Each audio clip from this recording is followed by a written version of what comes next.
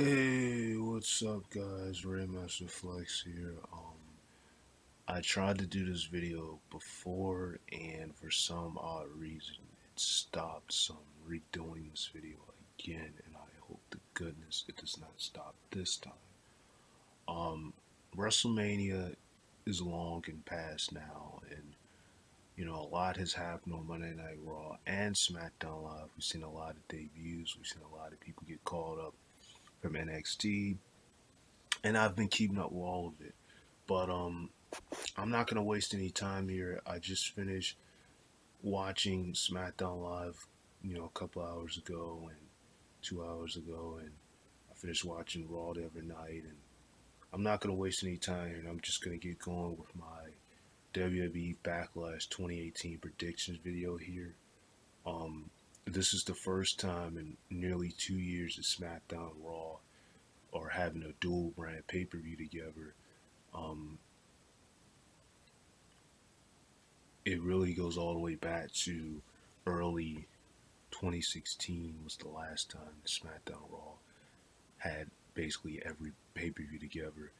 And it wasn't until July when the brand split happened that the pay-per-view started to be brand only pay-per-views with SmackDown had their own pay-per-views and Raw had their own pay-per-views.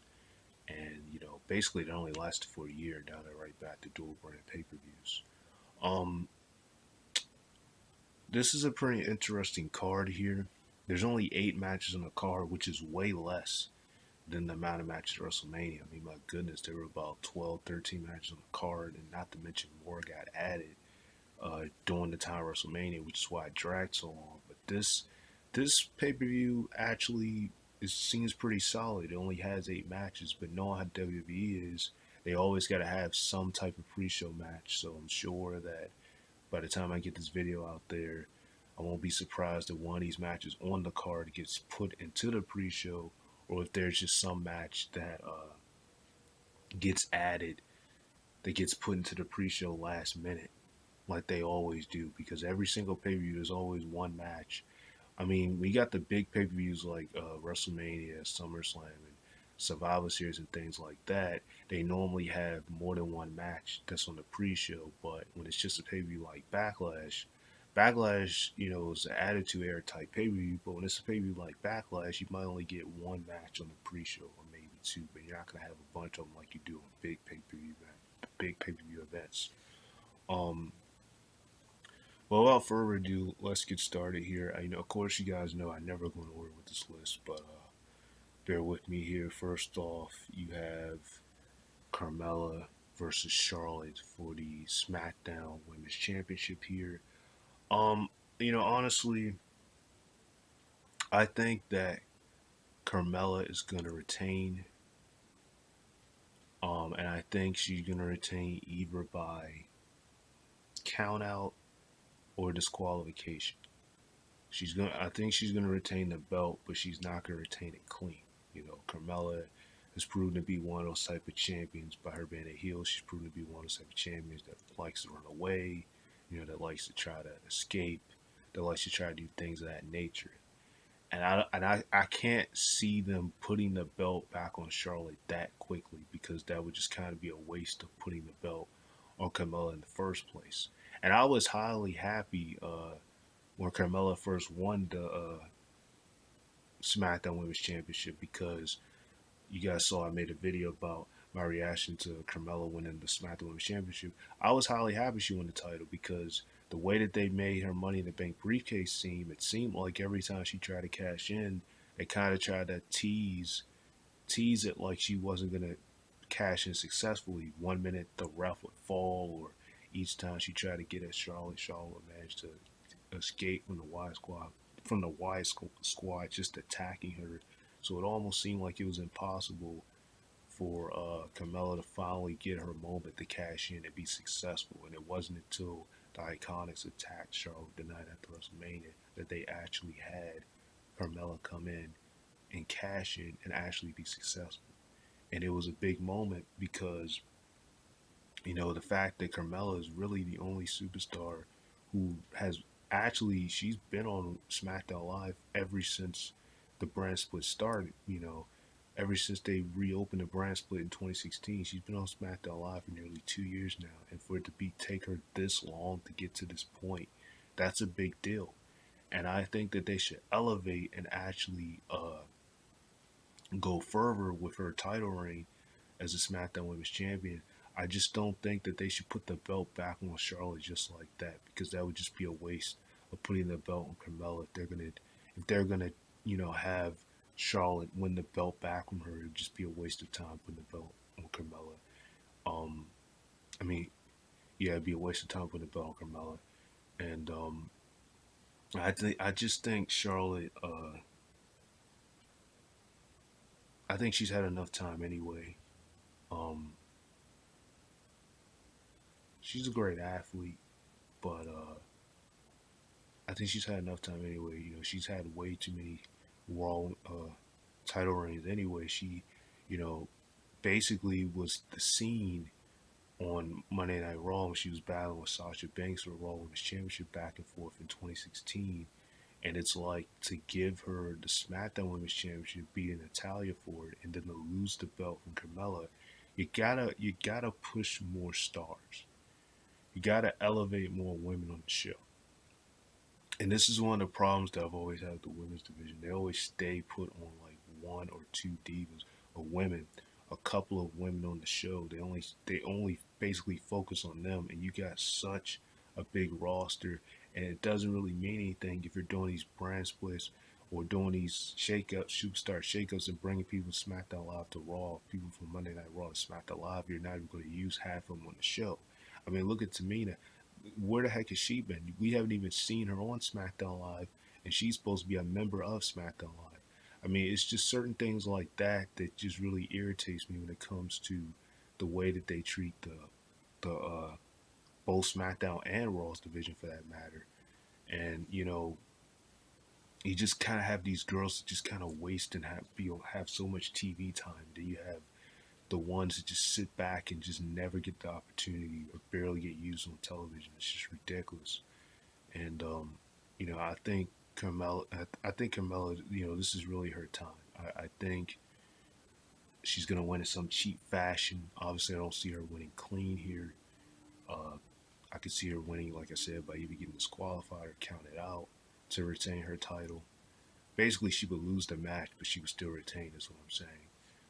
Because I just don't see, or I can even see the Iconics interfering and helping her retain the belt, but I don't see them giving the belt back to Charlotte that quickly. I think she's going to actually retain the belt and be successful with it because, Charlotte has had a lot of the spotlight, and and it's just time for someone else to step up. It really is.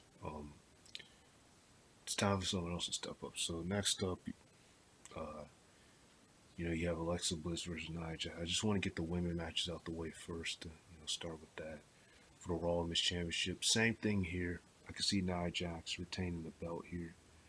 I don't really think there, you know, is no reason to continue this feud after Backlash. Where does this leave Nia Jax? Um, I would hope that this lead her somewhere far because she is the Raw Women's Champion. So if she's going to retain the belt, I would hope that someone else steps up to face her for the title. Um, they just had Ember Moon burst on the scene from NXT finally because I really wanted Ember Moon to come to the main roster. They finally had her burst on the scene for NXT, and you only seen her all like one or two times, and since then they haven't even showed her. So I mean, what the heck are they doing with her? And it doesn't help that you got Nia Jax playing as a babyface now. It'd been much better if Nia Jax had won the title as a heel and not a babyface. Because now, where does that really leave Ember Moon, who's also a babyface? Because eventually she's going to be chasing after the title. And we've seen how these babyface versus babyface feuds can get. It can get very cheesy. It can get very funny. And I mean, I think that the feud with Alexa and Nia that's went for way too long, even before she even turned on Nia Jax. That feud had been going on since last year. It had been on and off. So it had always been escalating up until WrestleMania. Um, and I think after Backlash, there's just no reason to continue this feud. Now, where does this leave Alexa Bliss? Hopefully, she's not lost in the shuffle. Hopefully, she's not forgotten about. Hopefully, they don't just have her become a jobber or something. Hopefully, they still find a way to put her in some type of storyline with someone for her to face. But as it pertains to Nia Jax, I just don't think that this feud needs to go any further after Backlash. I think that this should basically be the end of that because there's really nothing else you can do with it here. I think Nia Jax is going to retain, but at the same time, I kind of question who is going to be next in line that would face her for the belt. And if this title reign for her is just a waste of time in the first place, because the worst thing that can happen is they just give her some terrible booking, and then the title reign just is meaningless, and then they just take the belt off her. I mean, that can happen too. I don't see Alexa winning the belt the same way I just said I didn't see Charlotte winning for SmackDown Live. I don't see Alexa winning the belt because I just don't think that would make any sense. Uh, you know, Alexa's pretty much same way for Charlotte on SmackDown. They kind of had her be like the centerpiece of Monday Night Raw, so it's kind of good to kind of take that off of Alexa at this point and put someone else to be like the big thing on Monday Night Raw, because I said they really need to use their women more. They really need to do something with the women more. This is the reason why I don't like women fractions, because what's the point of putting a fraction together when they're all going to break up eventually anyway, because they're going to be fighting over the same belt. I mean, this a perfect example of that is Team Bad. Look at them. It's just so many. Always thought if you're gonna put a women's fraction together, then why not make a women's tag team title or something? Because it just looks absolutely retarded to put, just stupid to put to make a women's fraction burst on the scene, knowing that all of them are going to break up eventually because they're going to end up fighting over the same belt. I just never understood it. I would never get that logic of Vince and the creative and whoever else comes up with these things. It just doesn't make sense. Why have a women's fraction if they're going to fight over the same belt anyway eventually? They're all going to break up eventually because they're going to fight over the same belt. It's just stupid to me. It just never made any sense. It's like you might as well not even have them team up or group up if they're going to do that, because every woman wants to be a SmackDown Raw Women's Champion. That's just plain and simple. So I just think that's the waste of time. So that's what I said. Nia Jax is going to retain here. I don't see her losing the belt right now. I just wonder what else can they do with her for the belt. And as far as Alexa Bliss, I mean, I hope that, like I said, she doesn't get lost in the shuffle. But after this feud, kind of question what they can do with her. I mean, it's just the way that the booking has been that makes you question a lot of things. And this is kind of an example of that. So next up, we have Seth Rollins versus The Miz. Another title that I don't think will change hands. Let me just say this: Seth Rollins has been amazing this year. He's been better than ever. He's been in phenomenal shape. It's pretty obvious that Seth Rollins is going to retain here. Um, the Miz is on SmackDown Live now. It would make absolutely no sense to have him win the belt and then go to SmackDown Live, because then there would be two secondary titles on the show. I don't see them doing something like that. That would make absolutely no sense. So therefore, Seth Rollins is going to retain. Like I said, Seth Rollins has been on fire this year. I already loved Seth Rollins, but I love him now even more because he's just been amazingly on fire. Um, you know, I just think that where does he go from here? Um, I think this Finn Balor thing is kind of, they've been having good matches back and forth, but I mean, what is this really doing for Finn Balor if you're not going to turn him heel? I mean, you see, in 2016, you had Seth Rollins play the heel, and you had Finn Balor play the babyface, which made it interesting. But now, you've had them go back and forth on Monday Night Raw, and they both were playing babyfaces, and this is really doing nothing for Finn Balor's career at all. And it's just kind of like, you know, are they going to escalate and continue this feud and keep Finn Balor as a babyface? Because if they are, this is doing nothing for Finn Balor. because it's obvious that Seth Rollins is going to beat The Miz. But at the same time, they were talking they're going to continue to feud with Finn Balor and Seth Rollins. But if that's the case, why? If you're just going to keep Finn Balor as a babyface because he's not doing anything for him. I would like to think that it would make sense to turn him heel because it would make the story more interesting. And you could probably eventually have him beat him for the belt or something, but I think that most likely Seth Rollins will hold on to the Intercontinental Championship for quite some time just because of how great his performance is and how good he's been booked as of late. He's had, an amazing performance match after match after match. He's just been looking phenomenal this year. This is really the best I've seen Seth Rollins yet. I really think this reboost he desperately needed, especially with the way his character was going last year. He desperately needed this reboost so he could stay as a babyface with no problem. Like he's just way over at this point. But Ben Balor, I just think they need to change his character like bad because this is just not doing anything for him. I mean, it's not. That's just dead truth in my opinion. It's not doing anything for him. So they just need to do something with his character because him being a babyface is not doing anything. Because like I said, Seth Rollins is going to beat The Miz and retain the title. But where do we go from here? The only thing they're going to do is just probably continue to feud with Seth and Ben. And if they do, I mean, why continue it if it's not going to actually escalate and get somewhere? I mean, it just doesn't make sense. I don't get it. They've had some great matches, but what does that really mean if it's doing nothing for Finn Balor at all? Finn Balor has been absolutely nowhere since he came back at the night after WrestleMania last year.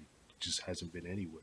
Seth Rollins has reformed the Shield, uh, won the tag team titles with Dean Ambrose and Jason Jordan, which people don't like, but he won the tag team titles with Dean Ambrose and Jason Jordan. Had some great matches with Dean Ambrose against Cesaro and Sheamus, um, especially in No Mercy. That was like the match killer. I think that match was even better than the tag team match at SummerSlam, but it got so redundant and repetitive. And finally, after he won the titles with Jason Jordan at the end of the year, I think this actually was on a Christmas episode of Monday Night Raw. Once they dropped the belts at the Royal Rumble, then he really started to pick up back as a single star, which is what he was lacking on before he even reformed the Shield. He was really lacking on getting himself back out there as a single star. It was hard for him to kind of get back up because his feud with Bray Wyatt at the time just wasn't a memorable feud at all. It's just basically pointless. Um, so you know, Seth Rollins has reboosted himself in a big way. That resign, rebuild that he used to have on his shirt, he's done it. He's done it. He's done it in a huge way. He's done it at this point. Finn Balor is just average, in my opinion. So Seth Rollins is going to beat The Miz for the Intercontinental Champion. He's going to retain the belt.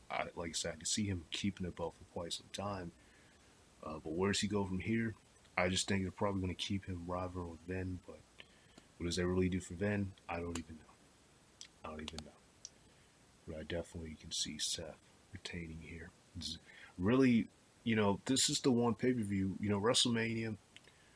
I was wrong with a lot of my predictions. But for this pay per view, I'm pretty. I have a decent mindset that most of what I think is going to happen is pretty much going to happen. I highly doubt that majority of my predictions for this video are going to be wrong, like WrestleMania was, because WrestleMania, they kind of swerved us. They kind of try to make it unpredictable. But for this one, I think most of my predictions are pretty accurate here.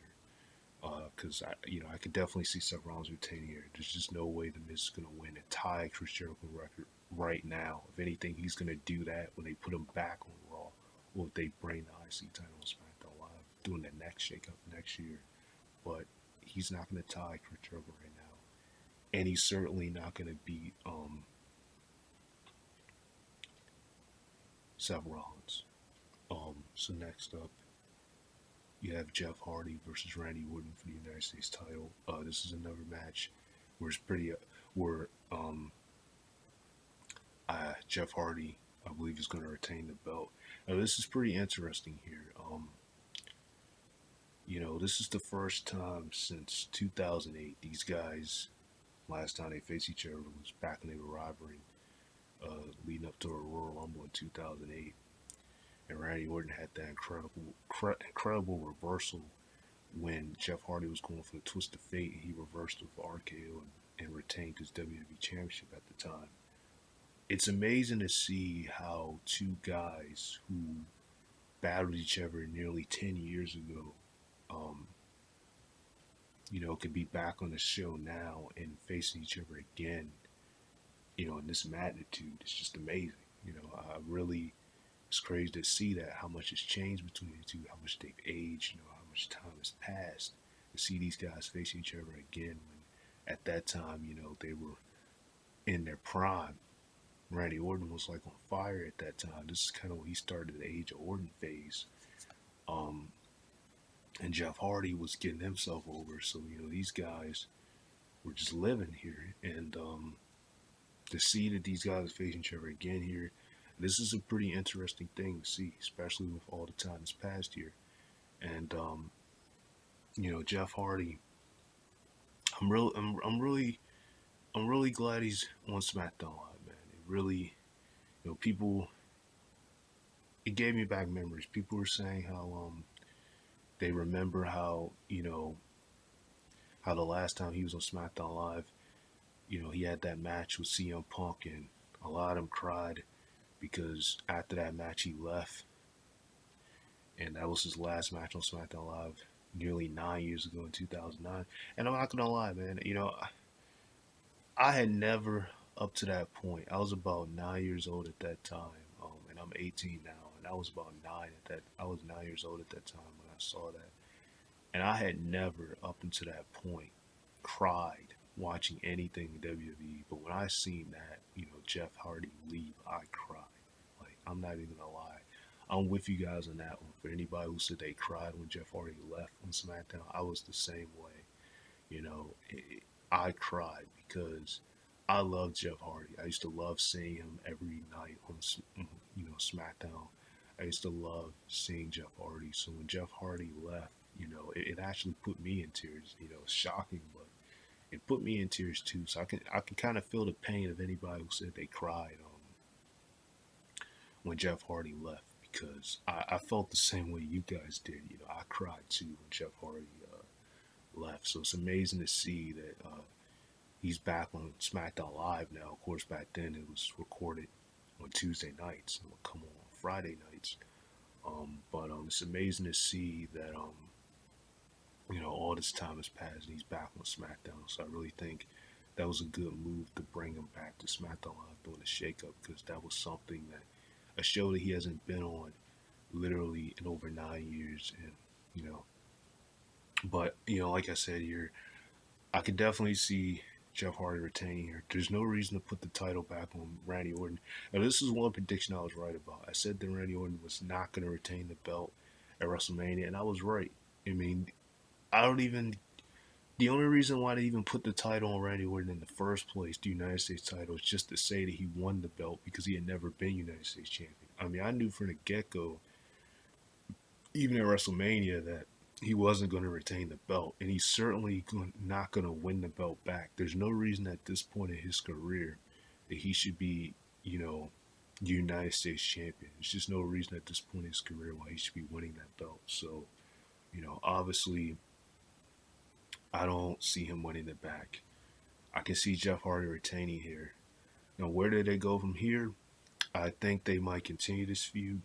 There's a possibility that this feud might continue, or maybe Shelton Benjamin might start putting himself in the mix, since they've been using Shelton Benjamin a lot more on SmackDown Live since him and Chad Gable split up now. I mean, so anything can escalate, but I definitely can see Jeff Hardy going over here. I don't see a reason for them to put the belt back on Randy Orton, especially at this point in his career. It just wouldn't mean anything, honestly, to put the United States title back on him. It just wouldn't mean anything. So I don't see them doing that. To me, I mean, that would just completely seem pointless. Uh, Next up, you have, Samoa Joe versus Roman Reigns here. So I can get off the title matches here. I would be so strong to say that Samoa Joe is going to win this match. But knowing how Vince is and how he is with Roman Reigns, basically trying to push him down our throats and trying to make us feel sorry for him, which that's why I said I was highly shocked when he lost, at WrestleMania, Brock Lesnar. But when I looked at the reasoning why he lost, I mean, I guess it makes sense. But at the same time, I mean, I just don't know why he won't give up with this Roman Reigns things. Uh, I feel like for some odd reason, I will be so quick to say that Samoa Joe is going to win this match, but at the same time, I would not be surprised if they had Roman Reigns win, just because of the simple fact that he just lost not once but twice to Brock Lesnar, and the second time he lost, they made controversial just so they could try to make it, basically try to cause a scene and say he should have won a Universal Belt, you know, and I hope that this is because the match at the Greatest Royal Rumble was not a good match. You know, in my opinion, it wasn't. It basically was the same way that the WrestleMania match was. Just Brock, being the lazy person that he's always been as of late, doing the same thing over and over again, and Roman Reigns overusing the Superman punch and going for the spear. The only thing that even what was interesting about this whole match was the fact that he speared Brock Lesnar through the cage. That was the only thing. But basically the whole match was a flop. Um, I really hope this is the last time these guys face each other. Like honestly, I hope that these guys never face each other again. Like they have got to stop with this Roman and Lesnar thing. These have been some of the worst matches. The only match that these guys have had that were actually good was WrestleMania 31, and that was the only match they had that was good. Because at least in that match, Brock did mostly do the same moves, but it was more creative for how he did it. These last matches they've had against each other have just been awful. And this is not including their match at Fatal 4-Way because that was not a singles match. The rest of their single matches, which at this point has only been two, both of them have been bad. So there is no reason as to why these guys need to face each other ever again. If they're so high on putting the belt on Roman Reigns, they can do that when they decide to take the belt off Brock Lesnar, but don't do it when Brock Lesnar is still champion. Do that when Brock Lesnar isn't champion. Because here's the thing: Roman can have a good match with someone who, you know, actually is capable and can actually take him to his limit. Someone like AJ Styles, someone like that can give him a good match. Someone like Seth Rollins, they can give him a good match. But Brock Lesnar is just not a good example. And I mean, like I said, at this point, they just need to stop with that. I hope that Saudi Arabia's match is the final time these guys face each other. I hope they never face each other again. If Brock is gonna drop that belt, please do not have it be from Roman Reigns. Have him drop it from someone else. Then, if you want to make Roman Reigns Universal Champion, have him win it from someone else. But don't have him drop it to Roman Reigns because these guys have had just some of the worst matches I've ever seen. Literally, their only good match, in my opinion, is WrestleMania 31 and will remain WrestleMania 31. Everything since then has just been god awful. So, I would be safe. I'd be so quick to say that my man would win, given that this is his return match. He actually had got injured around the Royal Rumble time. During the time he had a match with, I believe it was Titus O'Neil or Apollo Crews, and after he beat him, like either during the match or when he left the match, he injured his foot.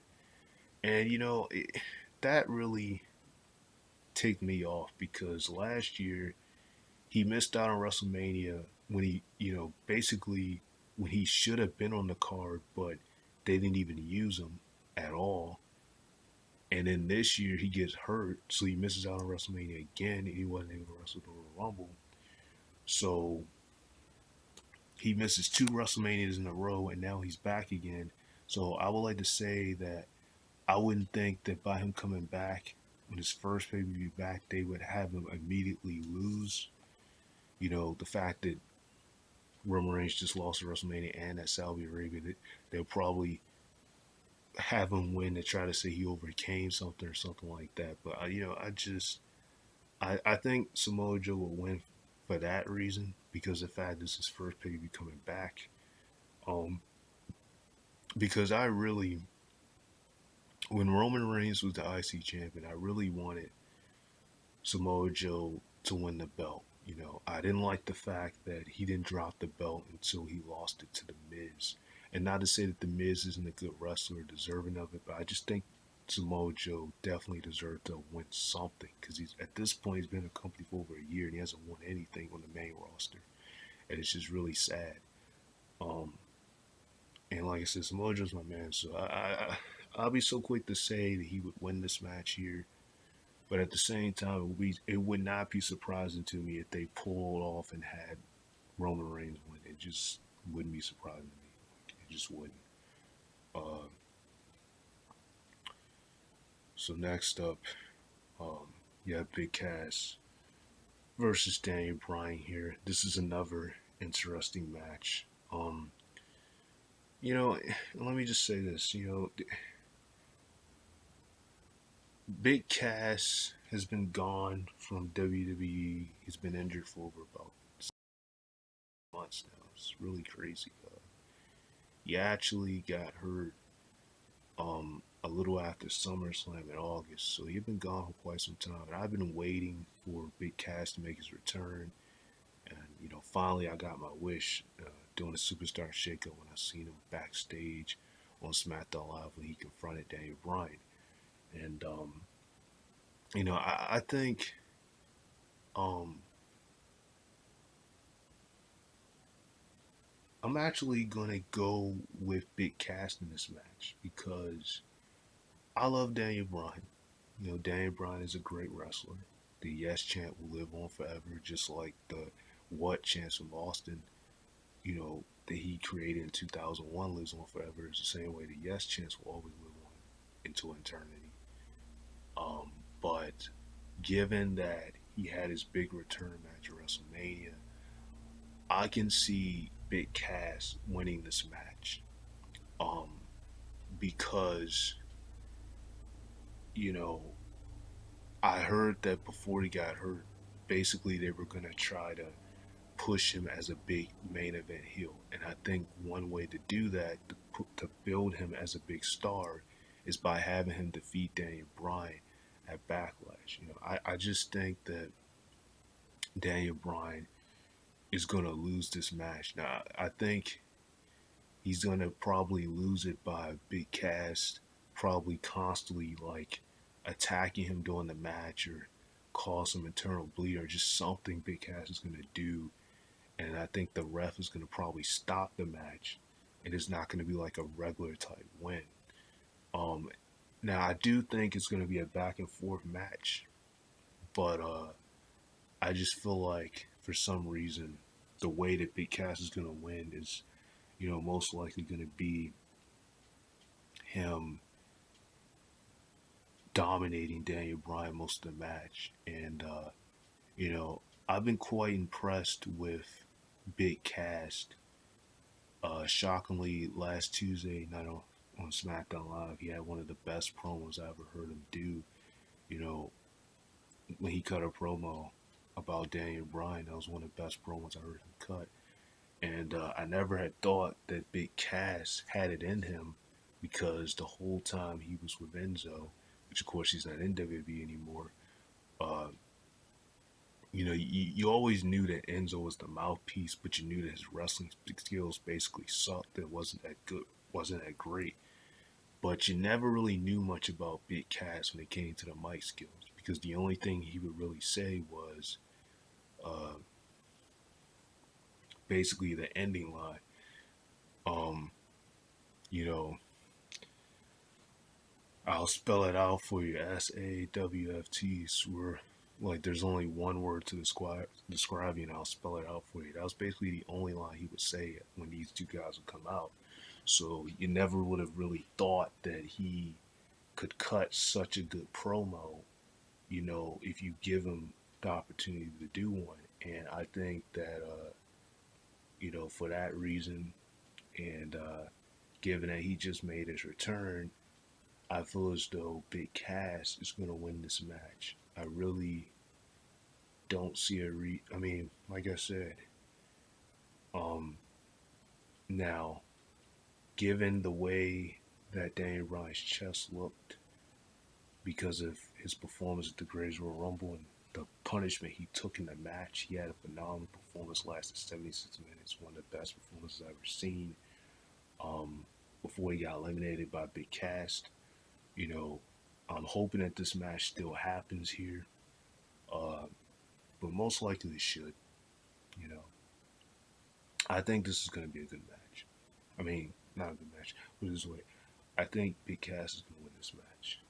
But I think the way he's going to win it is probably going to be by you know, some kind of dominant type fashion where Daniel Bryan does everything he can in the match, and then it just gets to the point where Big Cass just kind of loses it and just keeps going at him, and then eventually the ref just kind of stops the match. That's kind of what I can see happening here. I just think it's going to be one of those type matches at Backlash. Uh, where do we go from here? I think this feud is going to continue. Um, Whether it's a 50-50 booking thing that they tend to do a lot nowadays, where Big Cass might win one match, or Dave Bryan might win one match, and the next pay per view the other person wins.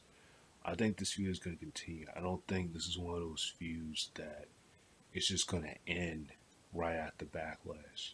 Given how big this is right now for Big Cass to come on SmackDown Live and immediately target Daniel Bryan of all people. I think this feud is probably going to continue here.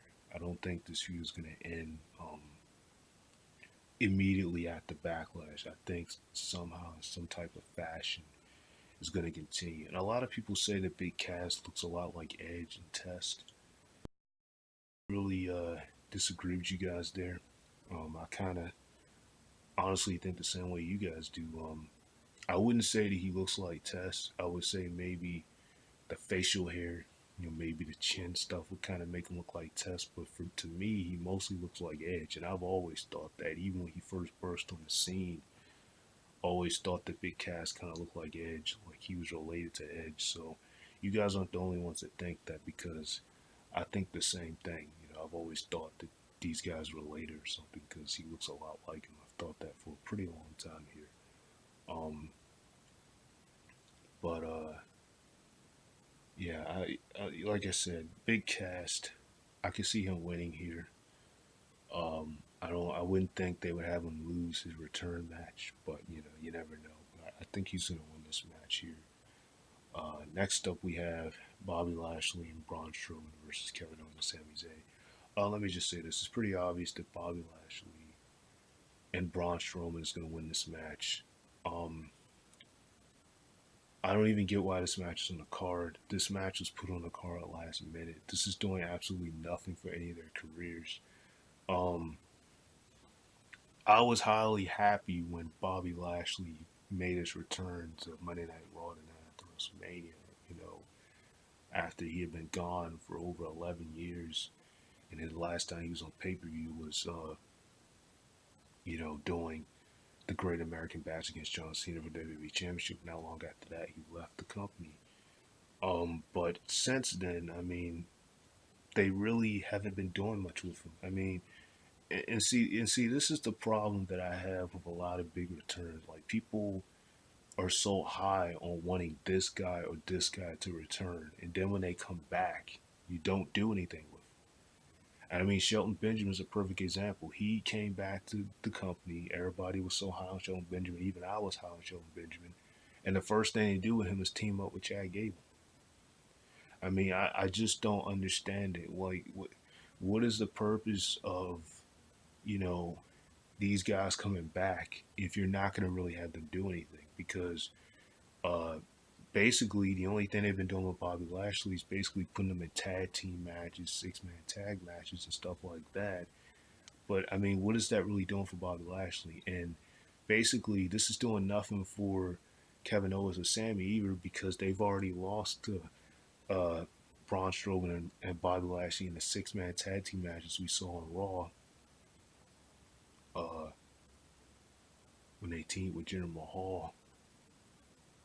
They lost against him and Braun Strowman and Roman Reigns, and then they lost to them the last week on Raw in a tag team match. So it's like to lose to them again. This is, I really feel bad for Kevin and Sammy. This is just doing nothing for them. They have kind of just been kind of wasted ever since they've been brought to Monday Night Raw. I mean, they were kind of wasting on SmackDown Live too, but at least Kevin Owens was United States champion twice. Well, actually three times on SmackDown Live. Sami Zayn has not won a single championship since he's been on the main roster, which is a daggone shame. As talented as he is, he hasn't won anything since he's been on the main roster. Kevin Owens, he's been a Universal, United States, Intercontinental, and NXT champion, and all in the WWE.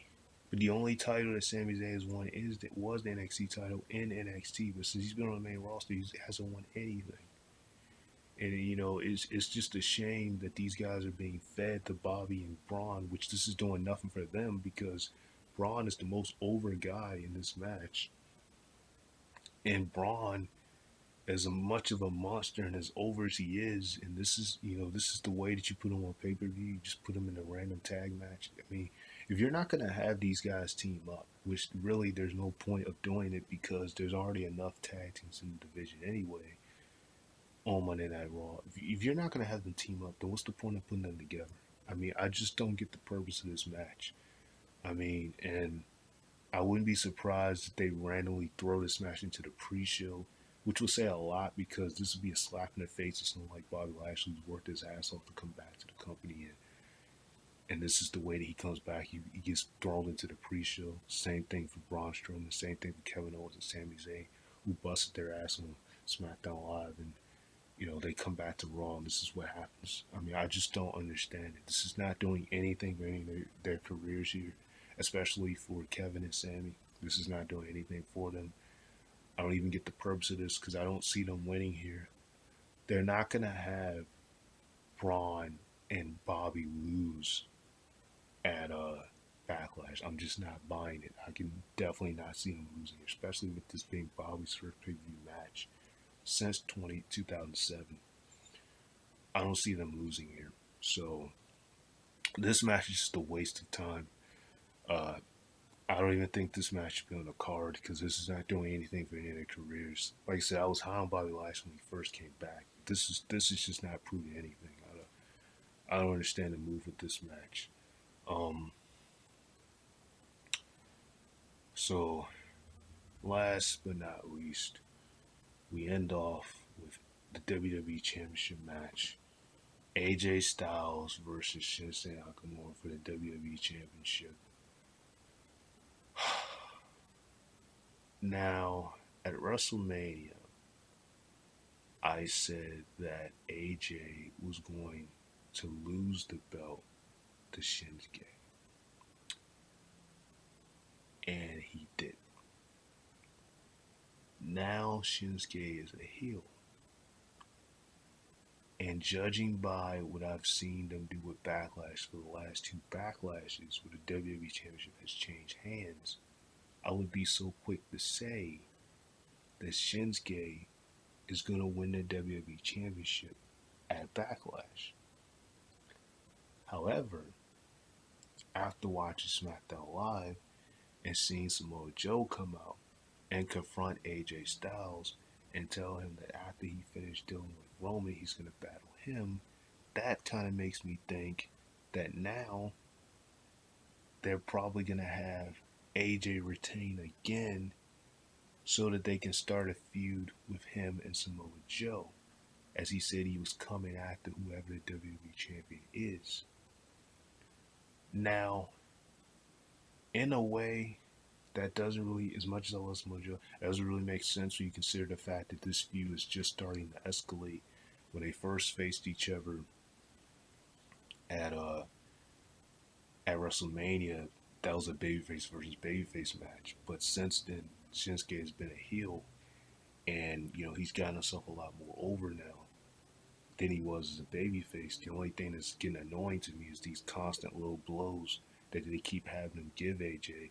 It was one thing to do it at WrestleMania, but they are just overusing this way too much at this point. It's really getting disturbing to keep watching him do low blows every single night against AJ Styles. Even at the Greatest War One, we did the same thing. It's just getting pretty annoying to keep watching this.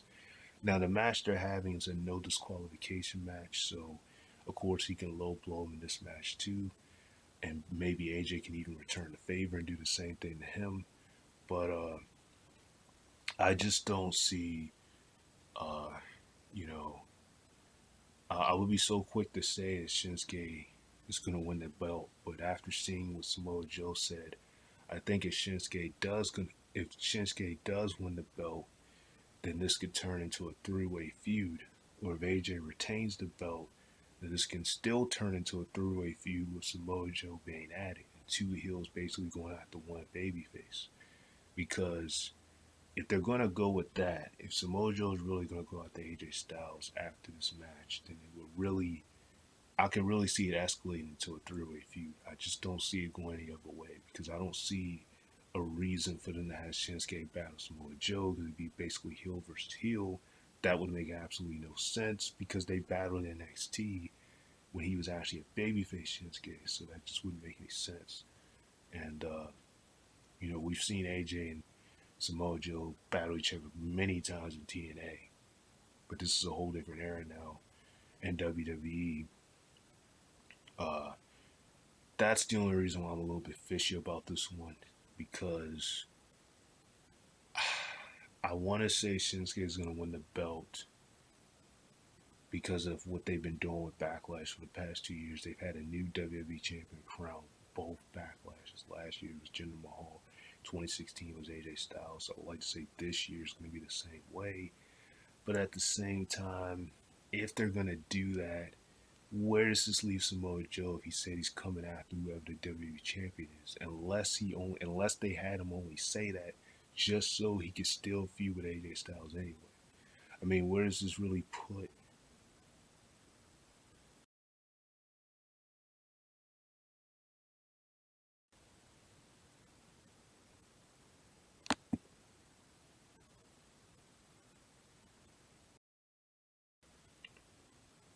I mean, where does this really put?